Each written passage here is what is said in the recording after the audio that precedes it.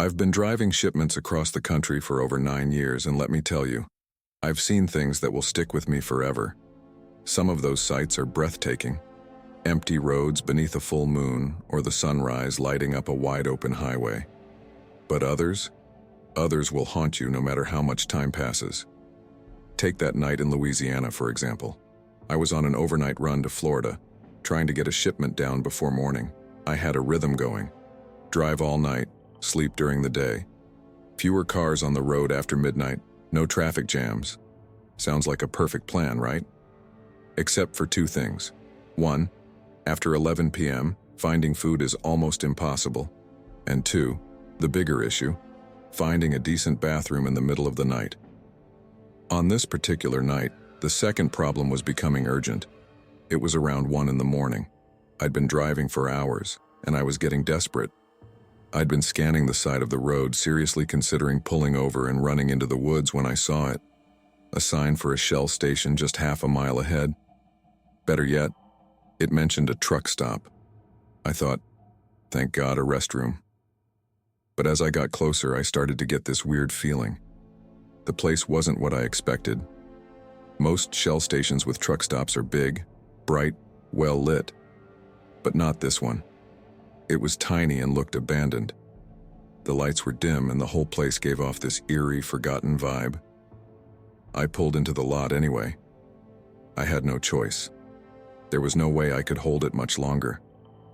As soon as I parked, I hesitated. Something about the station was off. There was a strange, sharp smell in the air. At first, I thought maybe it was just some trash nearby or gas fumes, but something in the back of my mind kept nagging at me. I got out of the truck and locked the door behind me just in case. As I walked toward the building, I kept my eyes down, trying to avoid stepping in anything. That's when I noticed it. The pavement in front of the station was stained. A large section, darker than the rest, like there'd been some kind of spill. Maybe oil, maybe something else. I didn't think much of it at the time and just kept walking. The restroom was around the back, and the smell got worse as I approached. I told myself, it's probably just old trash or maybe a backed-up sewer. But deep down, I knew something wasn't right. When I reached the door, I saw more stains, like the ones in the parking lot, right outside the entrance. I should have left. I should have turned around and gotten back in my truck, but I didn't. I opened the door. The stench hit me like a punch to the gut. It was so strong that I nearly fell backward. I gagged, covered my mouth with the bandana I always kept in my back pocket, and tried to steel myself. I figured if I could just get in and out quickly, I could get back on the road and forget all about this place. I took a deep breath, pushed the door open again, and stepped inside. That's when I saw it. Lying in the middle of the floor was a man. His skin was pale, almost gray and bloated. He'd been dead for a while, and the smell was him. A decomposing body, just left there, like no one had even noticed he was gone. I froze for a second, my brain trying to catch up with what I was seeing. But then panic kicked in, and I ran. I barely made it out of the bathroom before I threw up, my stomach twisting from the horror of it all. I stumbled back to my truck shaking and called the police. They came, took my statement, and examined the body. They told me I could leave once they had my information. I was relieved. I needed to get away from that place. I had a delivery to make after all. But the whole drive down to Florida, I couldn't stop thinking about that man. Who was he? How long had he been there? Even now, years later, that night sticks with me. I can't forget the smell, the feeling that I'd stumbled onto something terrible, hidden away in that rundown gas station. It's one of those memories that never fades, no matter how many miles I put between me and that place.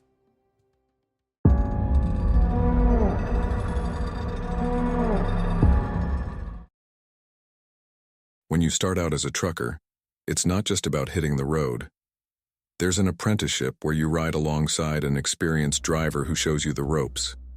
Most people say they get lucky, paired with someone cool, who makes those long hours bearable. But for me, that wasn't the case. My first ride-along was with a guy named Mike, and he probably should have lost his license long before I met him. Not because he couldn't drive, he was good at that, but because he wasn't the type of person you'd trust with, well, anything. It all started on a hot summer evening. The company I was working for had signed me up for an overnight haul with Mike as my mentor.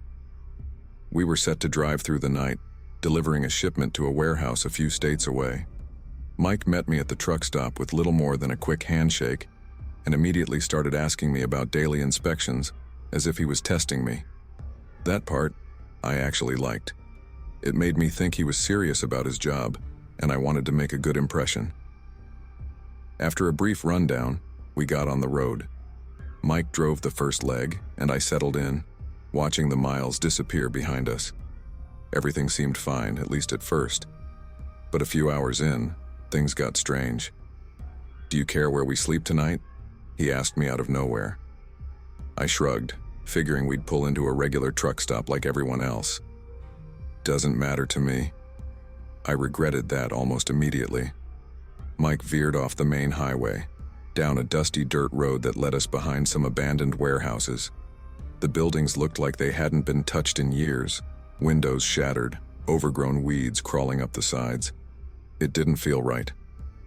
"Why here?" I asked, my unease growing. He muttered something about getting robbed by a junkie at the last truck stop he stayed at in this area, like this place was somehow safer. It made no sense, but I didn't want to argue. I climbed into the cramped top bunk of the cab and tried to get some sleep. That's when things started to get really unsettling. I lay there, staring at the ceiling, trying to relax, but I couldn't. Every time I started to doze off, I heard something. A faint rustling like someone moving outside the truck. I convinced myself it was just my nerves, but then I heard it again, closer this time. And then, unmistakably, I heard something shift in the back of the truck where our cargo was stored. My heart was racing now. I nudged Mike awake, telling him I thought someone might be breaking into the back.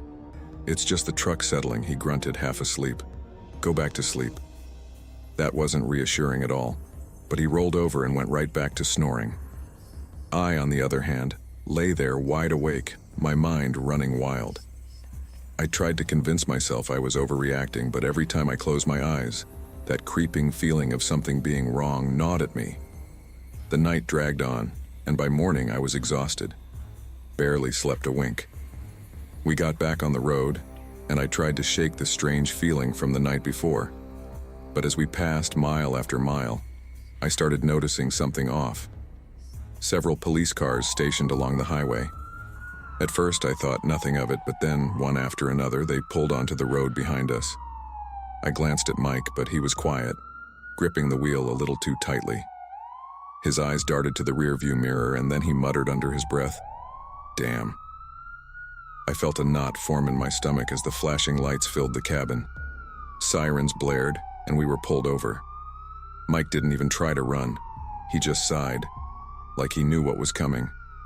I was confused, trying to figure out what was going on, but before I could ask, officers approached both sides of the truck, guns drawn, shouting for us to step out with our hands up. My pulse pounded in my ears as I followed their instructions, stumbling out of the cab, hands in the air. They cuffed me without a word, and as I stood there, trying to wrap my head around what was happening, I saw the dogs. That's when it hit me. The noises I heard the night before, the strange movements in the back of the truck, it wasn't the vehicle settling. There were people back there. The officers opened the trailer and uncovered what Mike had been hiding, a large stash of cocaine hidden among our shipment. Turns out Mike had agreed to transport drugs for a local gang in the area. The police had been monitoring the operation for months, and that night, they finally caught up with him. I was in shock, standing there in handcuffs, wondering how I'd gotten into this mess. Luckily for me, the company had records proving I was new on the job, and I was released after hours of questioning. Mike wasn't so lucky. He was hauled off to jail, facing serious prison time for trafficking.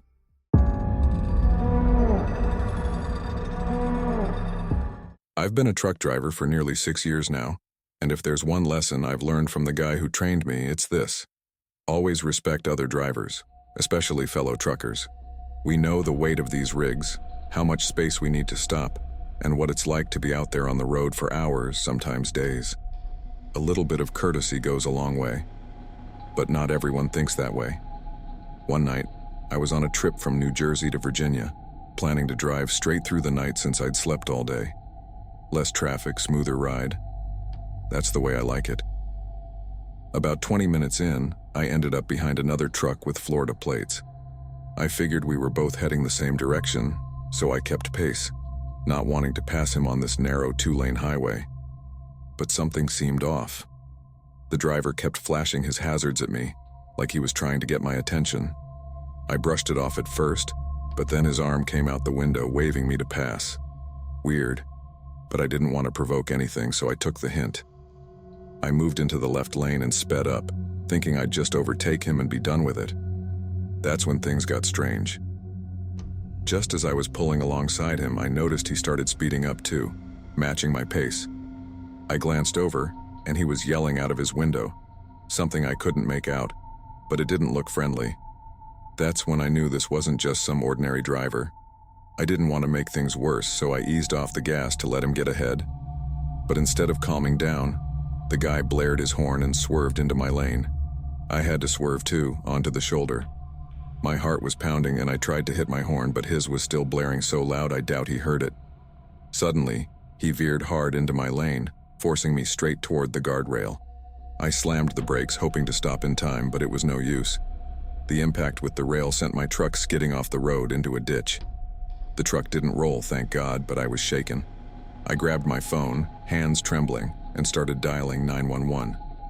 I was so focused on the call that I didn't notice what was happening until I heard a loud bang against my passenger side window. There he was, the other driver, slamming his fists on the window, screaming at me to get out of the truck. But it wasn't like he wanted to help. He looked like he wanted to hurt me. His face was twisted with rage, veins bulging, his eyes wild. I locked the doors before I even started the trip, so I knew he couldn't get in, but the fear was real. The guy tried the door handle, yanking it hard, but it didn't budge. He kept screaming, beating on the glass while I prayed the police would get there fast. And thankfully, they did. Within minutes, the blue lights flashed and the officers pulled him off the window. They cuffed him and searched his truck. Turns out he wasn't just angry, he was high. They found drug residue all over his passenger seat and a pipe in his pocket. That explained a lot. The whole incident shook me up, but I was thankful to walk away with just a busted truck. It wasn't a perfect ending, though. My truck had to be towed, and the crash went on my record. If you're a driver, you know that's never good. Thanks for watching.